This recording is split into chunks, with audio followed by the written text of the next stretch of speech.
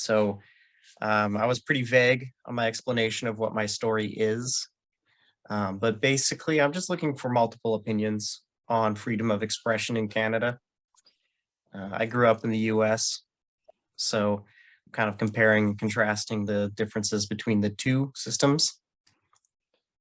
And your party platform on your website has a lot about it. So I figured you would be a great person to ask a few things about. Sure. So again, on your website, one of the things that I found, it says one of the party platform goals is to introduce legislation that prohibits online censorship by recognizing social media as a public domain and addressing inconsistent application of the hate speech laws. So I guess my first question would be, what are some of the inconsistencies that you're referring to? I think it's through the mainstream media targeting people, anyone who has, let's say they're non-establishment, they have an oppositional voice, and then they're basically vilified in the media, and they may be called all different kinds of horrific names. And I've been subjected to that. I know other people have. But there's a real hypocrisy going on in Canada. I would argue it's Orwellian, the nature of it. But See, if on we your want to, website, that's a bit of a theme. well, that's what we see, and I can give you factual information about that. But if we're going to start talking about freedom in Canada, we need to start with the Constitution.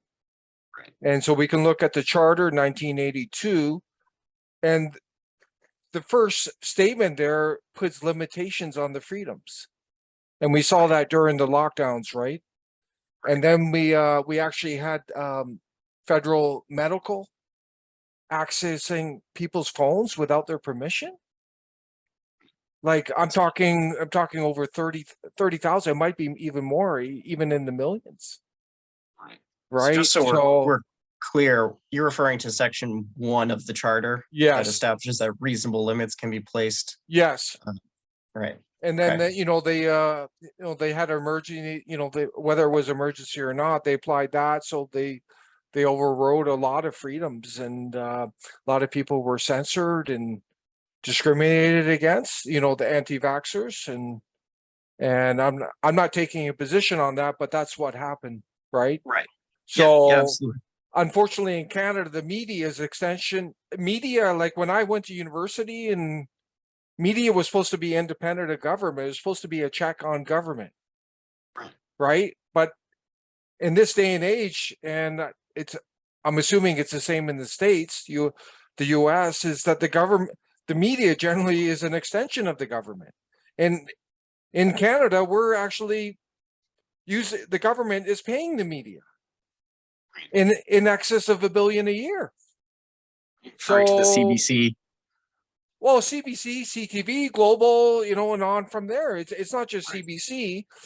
And then, we have an election potentially coming up, and then we get these establishment politicians say, "Oh, I'm going to cut the funding to the CBC."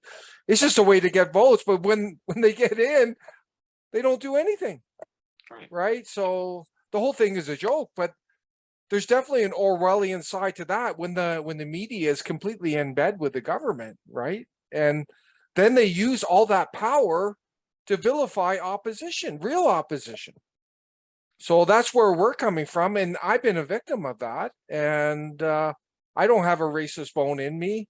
I've traveled all over the world. I've been to Pakistan. I've been to Indonesia. I've been to India. Right. I love those cultures. And yet I've been completely vilified. Right. So, but this is the society we're living in. But I could talk about Ukraine. That's a really good example of hypocrisy. Now, when you refer to you being vilified, are you referring to vilified within the media, or are you referring to being vilified by any forms of government?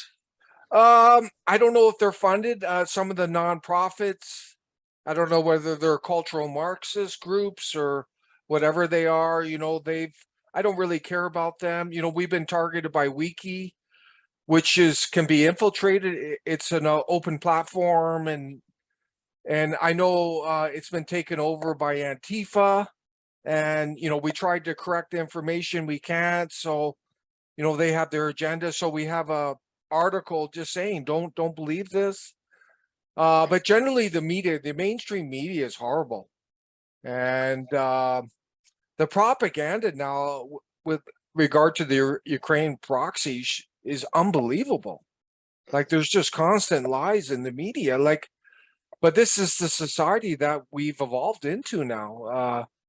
It's really too bad, because, like I said, when I grew up, I actually grew up partly in the U.S.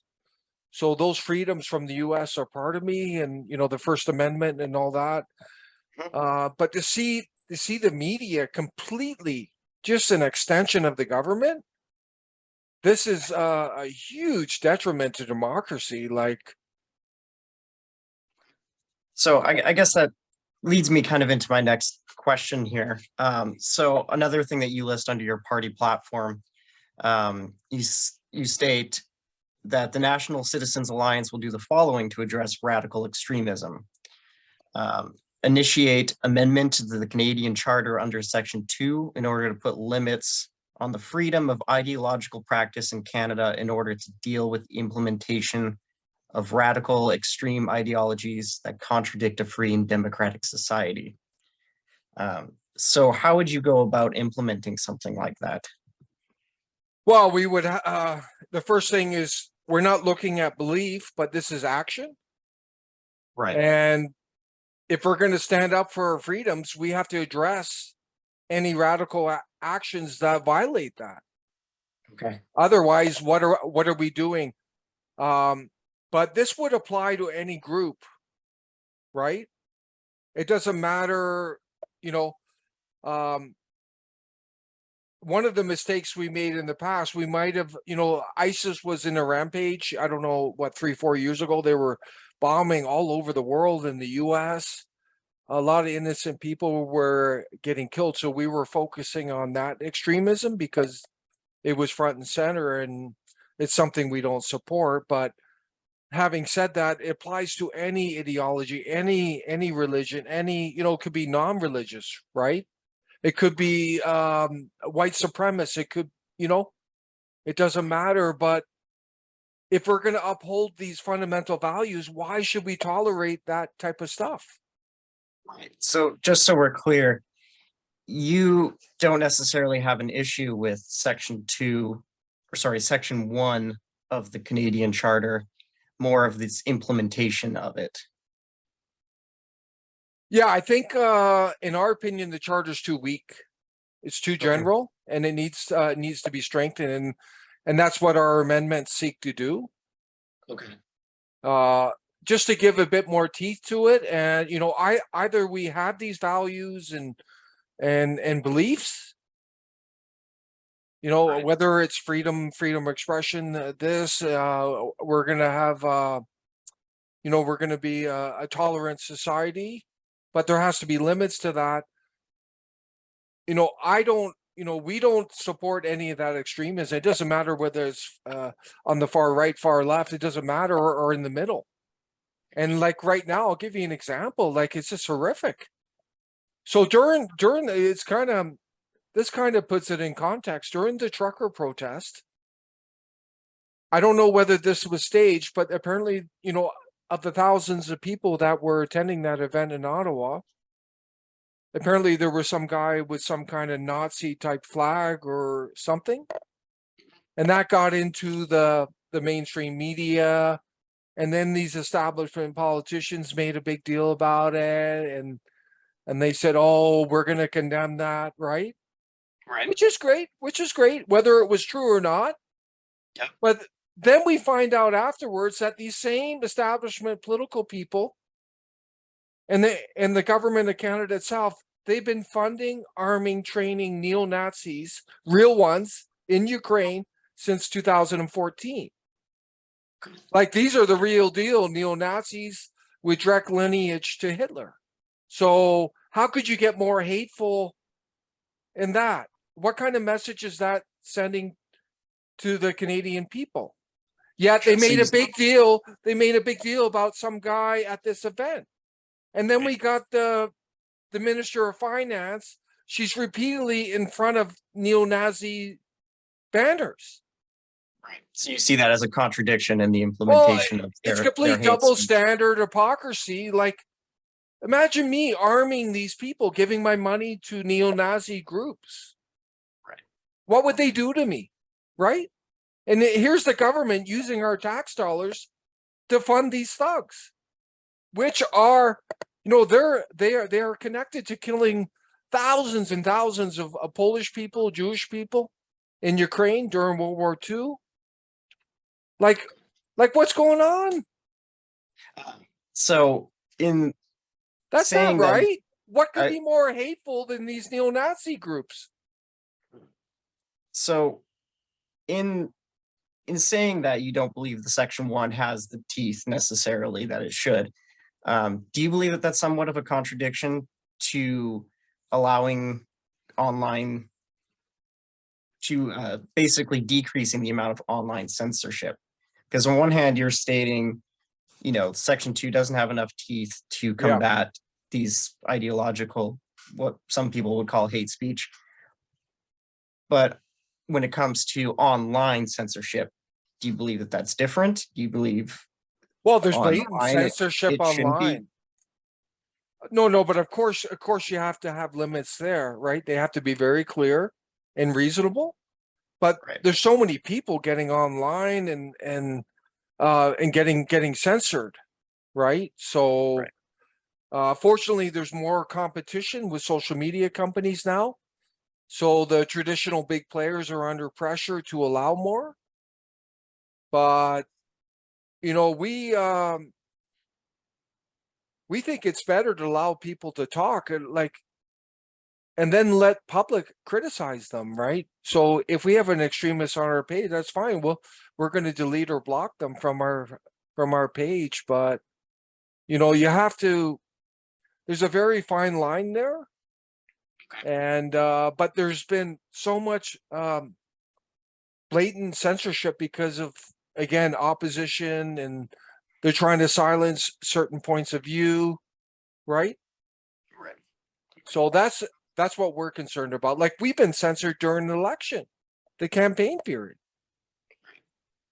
Yeah, I was And- reading on here, you also list, you would like to personally repeal C-16 of the Human Rights Act. Is that correct? Yes, because we think it's going too far. It's too politically correct, and it's not that we're not sensitive to those issues. We have a criminal code. There's a Human Rights Act. It's all covered by that. So you don't It's all think in that, there. you don't think that the C-16 could provide that extra teeth that you mentioned to the Section 1 of the Charter to properly combat hate speech? We thought it would go too far. The Okay. wording is so general that it would go too far. And again, it was a vague issue. Like, in our view, it's too vague, and it's open to abuse. And that's going to be harmful to freedom of speech. Excellent. But, So I guess, you know, we're totally sensitive to those issues, but you know, Yeah, it of course. seems like it's going too far. You know, we just want to rein it back. There is a criminal code. It's all in there. You know, again, the Human Rights Act, right? There is the Charter, basic freedoms. So, but the stuff in Ukraine is just the hypocrisy, the double standard. Like, you know, someone's going to have to look into that, because, you know, the idea of arming these neo-Nazi thugs, you know, for their geopolitical agenda, like, what message does that send? right. Right? So, yeah, and I understand. I'm not really, just like you, I'm not talking about, you know, specific issues of you know, the government and stuff like that today, but But you there's- you see that as an inconsistency of the Well, implementation it's of an the law. obvious double standard hypocrisy, Okay. because they were literally, if you go back during the trucker, they were crying, "Oh, neo-Nazi, neo-Nazi part of this group. And they were all crying in the parliament, eh? Oh, how terrible, right? But then we find out they've been arming the real ones, funding them. So in that, So you see the stage of hypocrisy and double standard. So what they're doing, the theatrics, was just to malign the truckers, right? And make a big deal about this. And meanwhile, they have no issue funding real neo-Nazis. right. So I guess that But answers my. but the issue we're facing in Canada is the censorship online. Mhm. It's blatant. Apparently the government is connected to Facebook, Meta, and other social media, and they're working together too on censorship. And we saw that during the lockdown, you couldn't have any opposing views. So I guess that opens up my next question of, do you have trust in your public officials to implement these laws effectively? The ones we're talking about today? Oh, Yes. not at all. Not at all. They're the ones funding the media. Okay. Do you believe that public officials of Canada could be trusted to implement effective legislation towards hate speech? I think it would be biased. It would, again, politically correct agenda. I don't have any confidence in these establishment politicians. I believe they're working their string to bigger agendas. It's been shown that a lot of the cabinet, the current cabinet, they're young globalists from WEF. That's not made up, right? So they're working on some kind of other agenda. There's a revolving door between corporate boardrooms and these establishment politicians, and you see what's going on, right? And I'll be very blunt, because regarding the U.S., as far as we're concerned, Canada is a vassal of the U.S. We basically do whatever the deep state in the U.S. wants. Right now, we're going into Haiti. This isn't about human rights in Haiti. This is about ensuring they have a puppet in power. So this is Your issues are more about the current administration and the way they implement laws, not necessarily the laws itself. Is that correct in saying? Well, some of the laws too are incremental, like C-11. The Broadcast Act is creeping into online. Like you don't think it should apply to online? They're going to control the content of producers online. Okay. So that's going too far. The government shouldn't be dictating content online. Okay. So that's scary. I have a more general question here, and Sure. it's, do you think words or ideas can be damaging to Canadian society?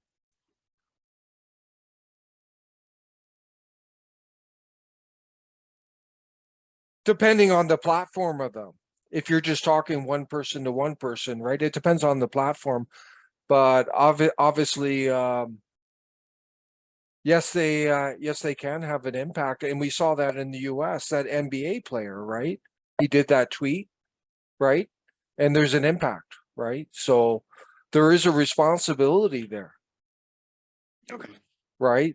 And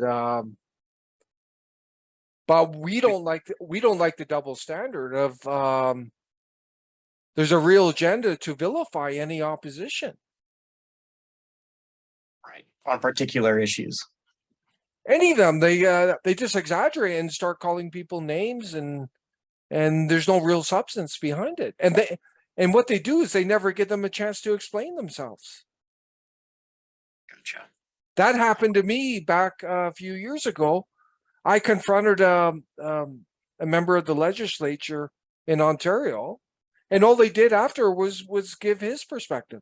They never asked me where I was coming from, because they don't want to hear what I have to say. That I actually traveled to India and Pakistan. I've many Sikh friends, and I know the religion. So what his comments there were a real affront to what I knew. Curiosity, who was was it an MP or? Who was It it was that an you encountered? it was an MPP. The NDP leader's brother. Oh, okay. Yeah. So I confronted him and he called me a racist. And What do you, all I all I posed a question to him. I said, Islamophobia was created by the Muslim Brotherhood in the 1990s, wasn't it? And that's a you fact. you believe it was your right to present this question to him? Based on what he was stating that day. Yeah. Okay. He was talking about that issue. Okay. So I wanted him to understand it. You got to understand the 10th Guru was killed by Muslims. A lot of people don't know that. And I have nothing against Muslim people, right? I'm just saying in the context of that, I thought I was just pointing something out to him. And all he could respond is that I'm a racist. And then the media just said I'm a racist. And I'll put this in context. So this is the system we live in. It's toxic. So Trudeau, he's caught painting his face black or brown, whatever it was. And between you and I, to me, that's overt racism. Anyone who would identify based on color, skin color like that is racism. Okay? But he was given every opportunity to apologize and explain himself. But when it came to someone like me, I didn't get a single chance. Okay. So you see the toxicity in the society. Yeah, absolutely. I think definitely. It's not a fair playing field. They have some standards for their establishment people, right? It's like the Freeland. She keeps appearing with these neo-Nazi banners in front of her. But it's okay. But if that was me, right, they would say, "Oh, look, he's a neo-Nazi," right? And I wouldn't get a voice. I guess that kind of opens up the question of criminal liability in Canada. Do you think that criminal liability is a reasonable approach to some of these issues that you're talking about? Well, it's Or defamation or persecuting? slander, right? But it's very expensive and costly, right? Right. So you And don't think people necessarily have enough access to actually seek that type of justice? well, we were thinking of seeking it, but the costs were so prohibitive. And we actually tried to go through human rights councils, and the legislation is so weak that you can't get anywhere. Right? So it was almost a wasted effort on our part, but unless you have a lot of money, you can't fight it. Well, I guess that brings me to my kind of final question that kind of summarizes what I'm, speaking about in my article. What changes do you think could be made to the law or in the way that the federal government prosecutes hate speech crimes?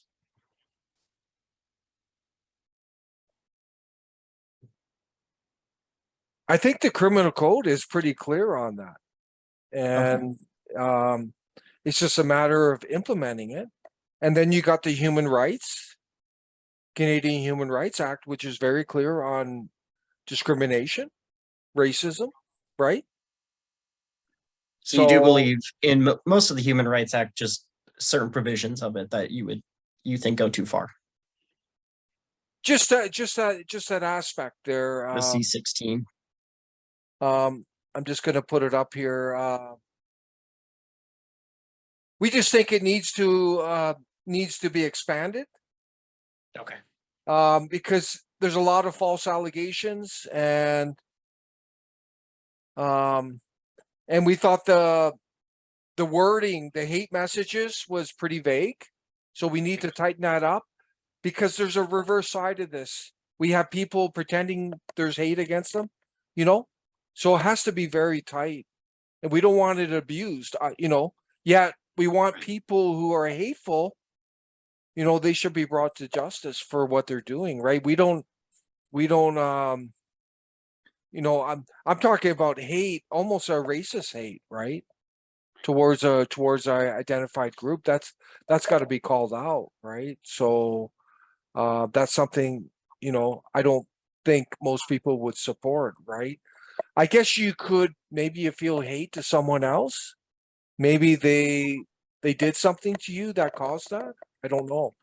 It's a human emotion, right? Right. But I think this hate is more has a racist component, would you say? Well, in the wording of the law, yes. Yeah, yeah. So it's kind of pertaining to that because some people, they may get road rage. They feel hate towards, they feel they were cut off, right? But it's not in a discriminatory, it's just a reactionary thing. But yeah, that's what we would do, is just tighten it up a bit to avoid any ambiguity, because we don't want people abusing that, right? Because that's not fair to the people they're going against. Yet at the same time, we want to make sure it's enforced. And we know one guy, he was from the Canadian Nationalist Party, and he was You're referring to patron. yeah, he was making some anti-Semitic remarks. I remember that. I couldn't believe it, but parasitical tribe, I think he used. But he ended up getting 1 year in jail. And I thought Do you think that was reasonable? I wasn't, I didn't read the case, Mhm. but it's not like he directly mentioned Jewish people, but maybe they could make a strong inference that's what that term applied to. Maybe he admitted it. I can't comment because I didn't read the case. I wasn't in court. It seems a little harsh to me because it's not like he made a direct attack, but they must have inferred that unequivocally meant Jewish people. So you can see example where the law is working, right? Because 1 year, he's going to have a criminal record now, right? Yep, and he does, Yeah, so that's the law's working there, isn't it? Yeah, I would agree there. Yeah, so that's positive, Yes. right? So, but I can't, like I said, I can't comment on the case. I wasn't there, but they must have unequivocally connected his comments to anti-Semitic Yep. without Certainly beyond a reasonable doubt, right? Yeah. Maybe Yeah. maybe he admitted in court to it, right? I don't know. I haven't read the exact transcript of the court case, but But hopefully that guy, can get some rehabilitation. we'll see. Yeah. I've actually ran into. We had one member of our party. We had to cut ties because she was anti-Semitic, Right. and I had to tell her to stop. Like, I don't understand these people myself. Right. They're so obsessed. So, whether it's a mental illness, I don't know, but there's something wrong with it, right? And people need to understand that these neo-Nazis in Ukraine, they were killing Jews, they were killing Poles, Right. and the government is funding them. Well, Mr. Garvey, my Doesn't Zoom that bother subscription. you? Well, yes. Like I said, I'm not gonna discuss about certain issues. Yeah.